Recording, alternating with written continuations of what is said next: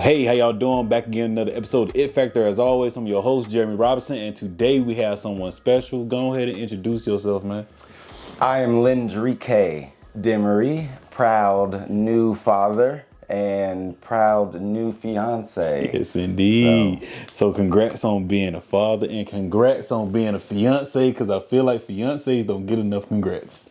Thank you. I appreciate that. I do. You know, it's not a whole lot of out there. It's not in the atmosphere. It don't have a slang or, you know, there's no other like little short term of that. There's no rolling on the floor laughing. You know, it's, the fiancés for the male side, I guess. We need to work on that. We need to create something. You got to create something. Yeah. Got to. You're right about that. So in that, man, how are you doing mentally, physically, emotionally? You know, mentally, I'm almost at a point where I have control over the emotion and the physical, because keeping the mental up to date, keeping it fresh, that's hard to do when you can only focus on your back hurting. Right. When you only, feeling like your stomach ain't been right, it's a little hard to get your mind to, get over that hump when it's really just sticking you out there like that. Luckily for me, my mental game has always been a little bit stronger, so the physical part of being a new salary member of management, working at the world's heaviest trafficked airport, different types of hours, morning, mid, afternoon, all of that. And then also trying my best to get all of that out the door and focus only on my lady and my soon-to-be child, whatever that would have been leading up to when we found out, and then when we found out, trying to do a little bit more. So it's progressive, but I'm doing really well. I respect that. I mean, in that you have to learn how to control and balance it, because if your mental ain't right, then it's going to affect everything else. But for you having the lady that you have and also having that bundle of joy and your son, I know it's going to be fine. Yeah. So in that, man, what are some facts that you wish you knew before you became a father? And now that you are a father, you like, I'm glad I knew this. I need to let some guys know. Yeah. Number one, the chemical imbalance that any one person can have, you never quite know how detrimental that can be to their survival, to their mental, to their physical, their emotion. So the one fact I wish I would have knew somebody would have told me is, you as the man are not going to go through none of that. Yeah. Okay? You're not going to be chemically imbalanced, but you have a partner that is. Gotcha. So you have to focus more on your emotions so that you can be empathetic and also have apathy. Right. Because without you understanding and be like, I physically can't do what you're doing, but I see your pain, I see your struggle, I see what you're going through. That's the apathy side of it. But if you don't have no real connection to it emotionally, you're not going to have the empathy. And it's going to come across as such. Because women they're all about thinking and processing emotion. They got that in the bag. That's how they develop a little bit easier and faster than we do. But as men, especially African American men, men of culture, they don't have too many men trying to like, hey, you know what, let's all get together and shoot some pool so we can talk about, somebody going to have a baby or what to expect when expecting. You know what I mean? Like the men's side of that, we don't have those conversations. Even though we get together to talk, we have the man, the guy night, we have those. Right. But it just somehow, the emotional, the apathy, we not directly connecting those two to what we really have to go through. Of course. Of course, and in that, man, I ain't a father yet, but also I can attest to that. Some friends that you kind of talk to them about it, like when they're having like a baby shower, you're like, oh yeah, man, you having a boy, you having a girl? All right, bet, that's it. Yeah. Nothing else is like talked about. It's like, okay, the baby gonna come. You might not even ask how she doing. You like, okay, she good, okay, good. Yeah. I'm glad you're good, man. My pops, he didn't come because traditionally there's like a separate type of thing for men. They don't have a baby shower. There's like a guys cigar club. I didn't ask, I didn't try to go too far into it because I'm new school, so I'm thinking, any man, everybody, this is, I wanted to do something too. And Although I didn't have much say in the baby shower, I did try to throw my little swag on it to, give it a little bit more manly touch in there. So that was cool. I ended up with the extra gifts at the end. That was one of the things I thought I just razzle dazzle with my strawberry popcorn and stuff. I got some extra gifts for y'all just to, show my face and say, hey, I'm part of this too. I'm here. I'm here. I'm here. I'm in here. You know what I mean? I'm doing it. So in that, man, what is your it factor, man? Why you do what you do? God. Got you. God.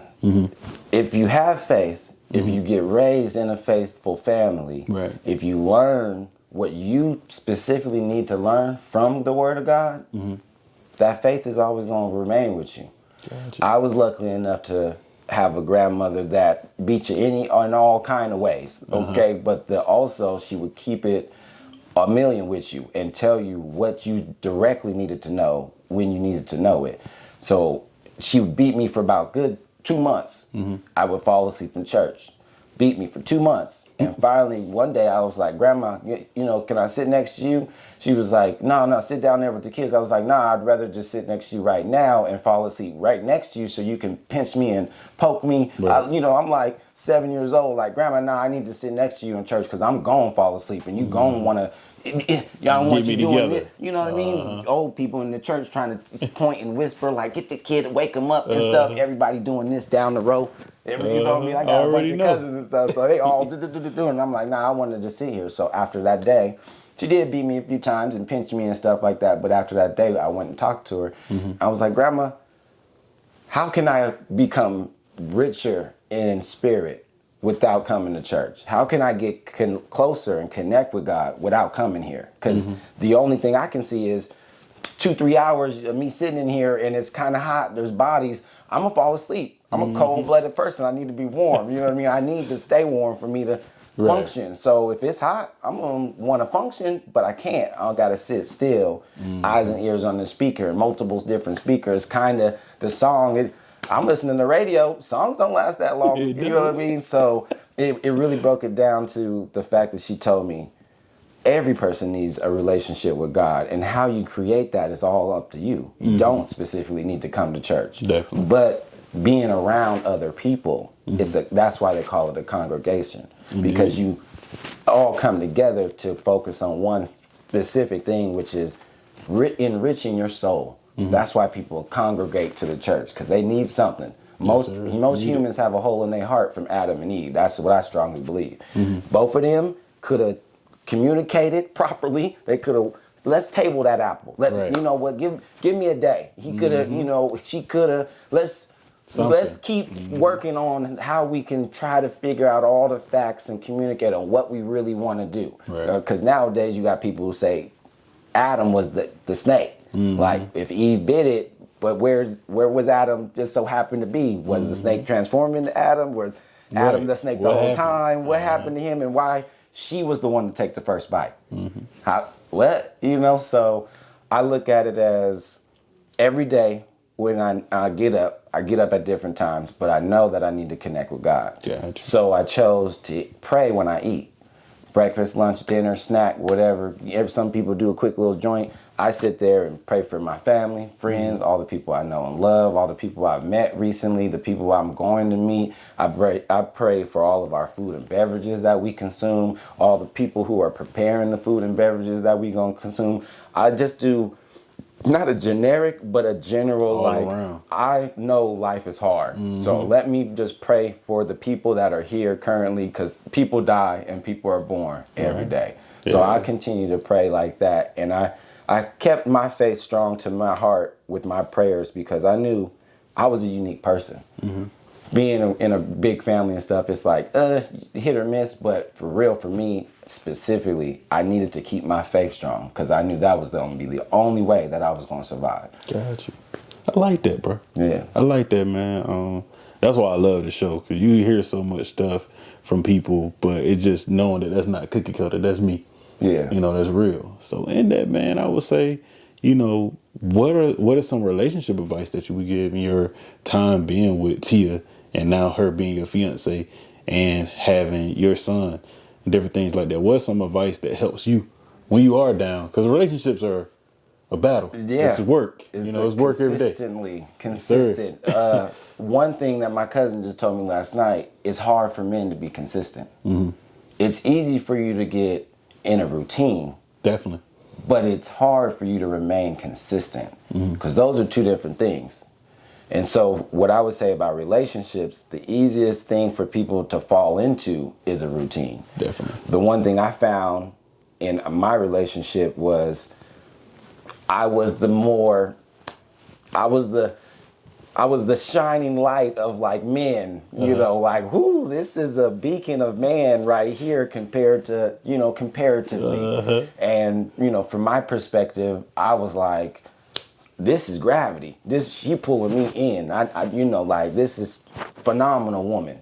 Pulls me in every day, every hour, like anything we do. She just sucks me in, and all I could do is just all my undivided attention, even my slightly here, I can always still come back to it.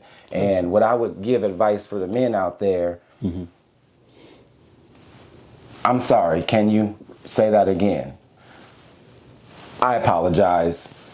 Run it back real one time. Yeah. Just coming off of a slight pause so that they can understand you're taking a breath, and then kind words follow with, can you please repeat yourself? Definitely. I'm terribly sorry, because no one person is ignoring people on purpose unless they are, and I do that. Yeah. So I only had the one time where I was like, okay, I hear you talking, however, you repeated yourself. So I ignored the second question altogether because you repeated the question. So I ignored it. Gotcha. But we worked on that. We asked each other about how would it be best. She was like, no, when I ask a question, when you hear question mark at the end of whatever I'm saying, I expect an answer. Right. You got it. I'm going to be listening. Even if I'm not listening, I can kind of differentiate you just talking versus asking a question. So that helped us out a lot. And then with relationships, you can start them however you would like. Where I am old and differ, I use the word courting a lot. Courtship. Okay. And that's my mental. So I came into this relationship with a different type of mindset than dating, talking, going out, doing little this or that. I talk, I fucks with her, I'm sorry for cursing. You straight, man. I'm like, I try to keep it PG as long as I can. I'm working on that as well. My relationship, she's like, you need to bring the cussing down. So I'm focused on that too. You can see how to really cuss like that. I'm trying to keep it nice and tight. So what I would say what stood out for me is when I brought up communication, and I stated, there's a lot of typical words that people use when they talk about relationships. Definitely. What are some of those typical words that you feel are part of relationships? Compromise is normally, if we was on Family Feud and they name one thing that is you associate, never lied. Compromise is the number one thing. They'll be like, oh yeah, you need compromise in your relationship. But I was able to have a deep discussion of understanding to where she understood the definition of compromise, the lingo of how people use compromise, and then the actual reality of our relationship, and if that would be something we would need to utilize in our relationship. Gotcha. I came back with understanding. I trumped that word with understanding. If our communication is about communication, no matter how that is, text, email, sign language, little nods, hey, whatever the communication may be, if we work on understanding, then we won't have to get to the point where we feel like we might need to compromise. Right. We won't need to use that phrase. We won't need to speak that into existence, because one of my main things is being positive. My faith controls me. So I have faith that if I remain faithful and good to hearted in general, then I'll be rewarded. And I have been 35 and alive now. You know what I mean? Most black men don't make it. Most black men don't make it. And I thank the Lord every day that He continues to give His life and His power unto me, and I continue to try to spread that out to other people. And I respect that, because you're thriving. You know, to be 35, have a child, have a fiance now, have a great job, and you're growing. A lot of men will see that and say, okay, dang, so I'm still not happy. But it's like, hey, you know, everyday happiness is a battle too. But it's like, at least I get to share that with somebody. That's another reason why I'm married. I get to share that with my wife and do things. And it'd be good days, it'd be bad days, but it's more good days than bad days. And in them bad days, we're able to communicate. Yeah. So when you're able to communicate with somebody and have understanding, like you said, you ain't gonna never be missed out. There's a lot of people that ask, man, how you got a relationship like that? I'm like, look, learn how to communicate for one. But two, man, just be you. Get with someone that allows you to be you. And I see that Tia let you do that. You let Tia be herself as well. Yeah. So that's why y'all gonna be prosperous. Without disrespect. Yeah. Without pushing that boundary of, okay, now this might not be emotionally healthy. Right. Because you can be yourself. Yeah, of course. That doesn't mean all of you is worth continuing to express yourself in this relationship. Right. It might have been cool when you were single, but now that you are partnering, you know, your life together with someone, you gotta stitch it up. Okay, yes, you gotta one way or another. You can't let that bleed out. Okay. Yes, so man, you know, what is one of your what is your ultimate life goal? It could be anything. My ultimate life goal has changed since I was a child.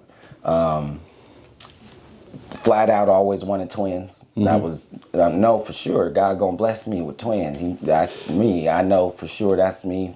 I might, if I do good enough, I might end up getting 2 sets of twins. I was dead set on that. My cousins will tell you, no, ever since we were little, he's always knew for sure that was his goal, was to, you know, find a very, you know, special person and have twins with. That was it. Then my father passed away in 98.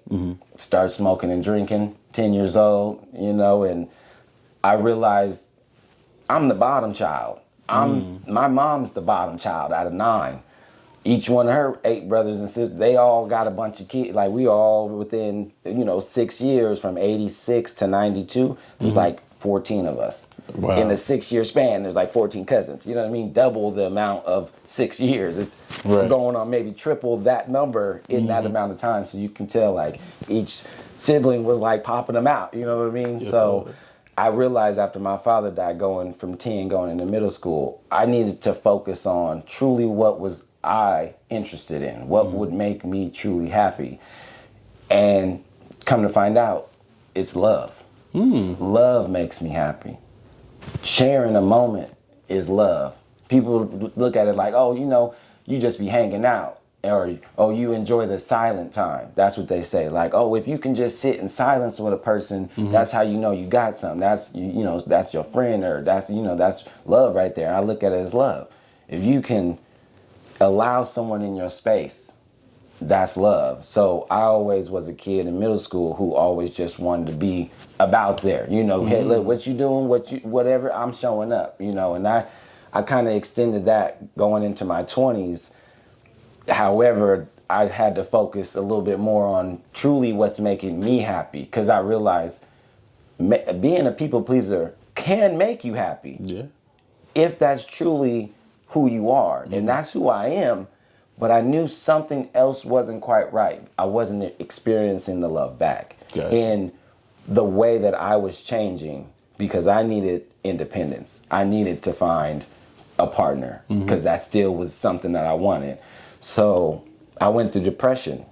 Couldn't identify men. We don't have those types of talks and stuff. So couldn't identify. And I knew something was just not right in my soul. So my best friend, Jamelia, since we 6, 7 years old, 6, 7, 8, maybe, you know, we met somewhere around there. She's like, yeah, come to church with me. So I go to church, and it just so happens she goes to my mom's, one of her best friends growing up, their church. We were 20 years ago when this is how God worked. 20 years ago was when they opened, and we were there for the opening. And Jamelia just so happened to like, oh yeah, come to church with me. And I was like, yeah, let's go next Sunday. And she just so happened to be the 20-year anniversary since they had started the church. Man. So I was able to say, hey, Pastor come in. He threw me to like, hey man, you know, when we went through offering. First lady, she snatched me. Yeah, come sit next to me, baby. How you doing? You know, so it was that love. Gotcha. You know what I mean? Not I like that. just somebody to love on, but just general wholesome people, town people. When a lot of people grow up in smaller towns or rural areas, if their town is like that, they understand everybody show everybody love, Right. do you the hey, what's up, you know, make sure your kids is good, give random, oh, you need a ride home down the street, yeah, hop in, you know that your kids are safe, ain't nobody really kidnapping them like that, Right. you know. So that started the like rejuvenation of the love I knew I needed, and God said, move to Atlanta, your mom, brother, and sisters there, so, you know, find out what you can and can't do with this next few years. And luckily enough, he blessed me with where I'm at now. And my life goal now, since I moved to Atlanta, it never truly was to confront my family or anything like that. It was to fill my love back up. Gotcha. I realized God wasn't sending me on a mission to find something. He was sending me on a mission to get rid of the little empty space that I had in my heart. Yes, sir. Because he was like, I'm going to fill that up for you. Don't worry. This is what's wrong. You got a little bit less love in your life. So I'm going to give you some more love to put in there. Yes, sir. And so now that I have that, my life goal is to support, protect, and provide Latia Shanae Wyatt with anything and everything that she needs, and to make sure that I stay healthy and make sure I stay on top of my game to where I'm not doing anything that could put us in any kind of situation that, you know, our child might lose his mother or his father, or heaven forbid, both of us, you know. Gotcha. And so I'm a pedal to the metal guy, and I got to remember to bring it back down a little bit, you know. Flow of traffic means different out here than it does where I'm originally from. So I'm trying my best to help her and to provide whatever I can for her. That's my new life goal, is to just make sure I can stay healthy, stay here, and live out a long, beautiful life in relationship, and, you know, help our children. Fit it in there. You know, we're not quite sure we hitting that next one next. We're going to try again or not, but yeah, we were blessed to have this one, so I'm just thankful for that. That's what's up, man. So before we do close, do you have any questions for me? Yeah, starting your podcast, did it take a good amount of time to get all the things set up that you would, you know, felt like some people don't want to start things because they feel like, oh, it needs to be at least a minimum of this. I need to have a minimum of that. You know, when you told me this last time we talked, you were like, nah, just start it. Just do it. Yeah. On the day, just do it. But for you, like, with doing all this, I mean, because it looks nice in here, okay? You, I'm man. like, I know this probably could have been the way it was, but once you hit the podcast idea, I'm like, you got the symbol and everything. Man, everything takes time. Greatness takes time. I talk about it in a new book now that'll be coming out soon. But the biggest thing is, I started with a mattress in my apartment, bro, shooting off my boy camera. Yeah. And to now have my own home and be able to have a studio and shoot the podcast and bring over 100-some people, bro. The biggest thing is staying consistent and getting those people on that podcast or whatever you're trying to do. But is it going to ever be perfect? No. Do you want 1 million cameras, and do I want all these type of lights and all this type of stuff and this?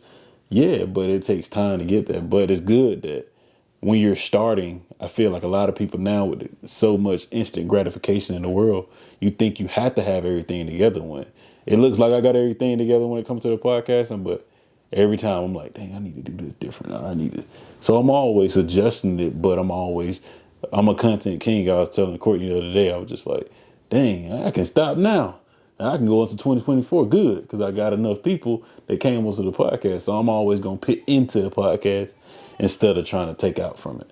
And I've been doing it since day one, and I've just been blessed to be able to do it. Amen. That's nice. Indeed. I got one more question for you. All right. I mean, no offense out there. I know you got a wide range of viewers and everything. I have a mixed family. You know, Latia, her dad just told me he was out in Arkansas. He said his grandfather, his great-grandfather was a white man and all of that. Do you feel as though being a black man, you've had to feel like you've been able to feel the like pressures of trying to move out of being the guy with the trigger, the hoodie guy, you know what I mean? The black man syndrome, what they put out there. Have you felt that a lot throughout, your 20s? Not as a kid. I want to just stick to being an adult. Because as an adult, you can kind of change things. You can move a little different way, So once I went to college, all that went out the door. It was breezy. It's like I gotta go to college now. I'm in school. I'm not like all the stuff that the stereotypes that you could be. The statistic was already gone passed because I went to college. I had a full ride scholarship. Different things that happened in college. That always tapped back in like, hey, I'm still that guy now. But at the end of the day, it got to where now I'm 28 years old. I don't want no problems. I like peace. I like laying at home and watching a football game, bro. That's it. But the biggest thing is that statistics thing. At a certain age, black men are going to get to a point to where all that stuff that you grew up on, rah-rah, all that good stuff, if that's how you grew up, it's going to go out the window because it's not needed anymore. And you don't have to prove yourself to nobody. All that stuff, the guy is going to go out. The bro. I need to do this and I need to talk to this girl. Now, you learn that you're proving yourself to other men. And other women or other whatever you're trying to do instead of proving yourself to you and being a true person that you need to be. Yeah. And a lot of people ask that question. That's a good question though, because I feel like a lot of people have to wrap it up. It comes a time as a black man that you got to wrap it up. The women, you got to wrap it up. Yeah. The lifestyle you live in, you got to wrap it up because you're not going to make it at 35. You're not going to make it at 25. It's not it's just 25. Yeah, I promise you. So it's just you have to slow it down. Yeah, I would say to add on to that, I didn't go to college. I was hardworking, went to the pavement, did all that. But as I, had cousins in college and I helped them with their classes and stuff. So I don't want to say that I'm a smart, naturally smart guy or whatever, but it just seemed like when I would help them with their classes, it'd be like, man, this is, if you use your brain, even though I didn't know what the class was, I didn't know the whole chapter and stuff, I was still able to like help them in different types of classes. Right. And so I looked at it like, if there's a whole list of all these people and everybody's like, you need to get it a certain way, or once you get into college, that's the step, to show or to teach you need to start changing stuff. For me, it was working while everybody else was studying. It was, they coming to me for the money. Now I'm the money guy because they don't got jobs. They get that one big check in the semester and that's it. They trying to stretch it. They pay their rent for the whole month or the whole semester. You know what I mean? They do stuff like that. But then in between time, they used to have to like, man, he got the bottle, he got the weed, like he got cash when we go, he at the front of get me one too. And because I was a special, I'm a loving guy, I need 4, I need 5, 6, a certain point. I was hitting like, 10, I need this and then 10, 11, 12. And it's like, didn't nobody throw no cash up? Ain't nobody help me. And I realized I'm out here. I'm doing it. I don't have to worry about the standard or the better path to take. Every person has their own path. And I believe that if you can start to see yourself better, if you start to focus on that self-love in your 18, 19, 20, by the time you get 25, you'll know that, my self-love is all I need. I don't need that dude's opinion. I don't need to go out to the club. So I would say developing your self-love no matter what path you on, that'll help you, just continue to get to 28, 20, 35 and alive, you know what I mean? And keep going because like you said, before we do close, man, you have to live for you. All that trying to prove it to somebody else, it's not gonna do anything for you. Yeah, brighten my soul up just being with you right here on this. Thank you for inviting me on the Impact. Anytime you want to come on, man, you're welcome.